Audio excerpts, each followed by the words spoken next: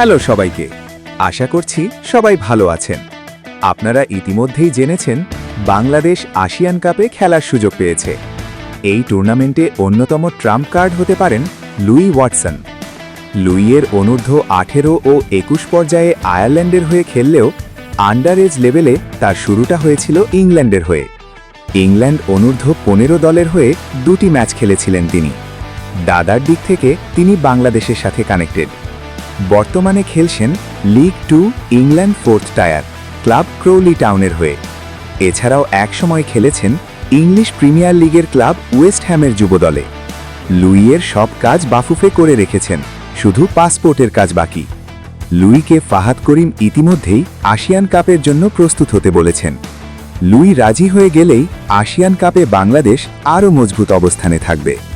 শুধু লুই নয়, হামজা, ফারহান সহ অনেকেই আসিয়ান কাপ খেলতে প্রস্তুত। ভিডিওটি ভালো লাগলে লাইক, শেয়ার, সাবস্ক্রাইব করে পাশেই থাকুন।